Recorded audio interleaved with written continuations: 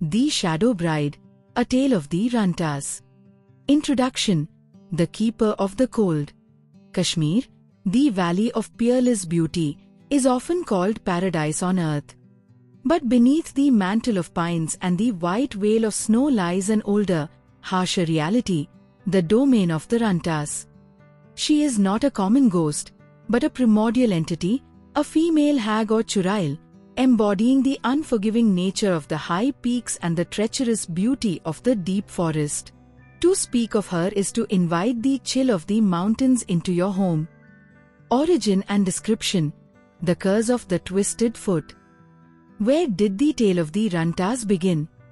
It is said her story is as old as the draining of the Satisar lake itself, originating in the dark, pre-Islamic folklore of the region. She is a spirit born of ancient curses and primal loneliness, dwelling in the desolate, highest reaches of the Pir Panjal and Harmukh ranges. Her description is terrifyingly consistent. The figure, she is unnaturally tall, gaunt, and powerful, clad in dark, rotting fabric that makes her look like moving shadow among the trees. The sight, her face is often hidden by a shroud of filthy, matted black hair, but her eyes are unforgettable, two piercing embers of unnatural, glowing red, reflecting the cold light of the mountain snow. The signature, her most chilling feature is the backward-facing feet. Her toes point behind her, while she walks forward on her heels. This is the core of her lethal deception. What the Rantas does, the lethal lure. The Rantas is a hunter driven by a cold, jealous hunger for mortal life, particularly the young and the solitary. The deceptive trail. She uses her backward feet to leave tracks in the snow or mud that appear to be retreating away from the traveler. A lost person, finding the tracks, assumes the danger has passed and follows the trail, inadvertently walking directly into her ambush. The fatal marriage. If she takes a perverse liking to a man, she may appear to him in a moment of extreme despair or loneliness. She may weave an illusion of beauty or offer life of comfort. If the man agrees to marry or touch her, the Rantas seals his doom. Reported incidents. The cold death. The tales of the Rantas are often invoked to explain disappearances in the high passes, particularly during the harsh winter season of Chillai Kalan. The vanishing woodcutter. There are stories of woodcutters who, against warnings, ventured too deep for the perfect deodar timber. They are found weeks later, not frozen, but utterly wasted, their bodies intact, but pale, thin, and drained, as if the vital warmth and essence were sucked out of them. They carry no wounds, only a look of profound, final terror frozen on their face. The abandoned village. In the more remote regions, locals whisper of small hamlets abandoned entirely after a Ranta sighting, where entire families left their homes, fearing the unholy attention of the hag. They left behind bowls of stale food, blankets folded neatly, and a single set of fresh, backward tracks leading from the threshold into the dark. What locals say, the power of respect. Local belief systems in Kashmir hold the Rantas as a power that must be respected, not mocked. She is the mountain's anger, the elders warn.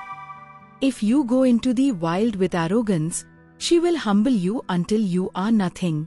The primary defense against her is not bravery or weapons, but caution and companionship. To travel alone is to invite her interest. Furthermore, locals advise never to answer a familiar voice calling your name when you are alone in the twilight woods, for the Rantas can mimic the voices of loved ones to draw you out of safety. Conclusion. The price of disbelief. The folk tale of the Rantas offers a profound life lesson rooted in the reality of the harsh environment. This belief is a dangerous arrogance.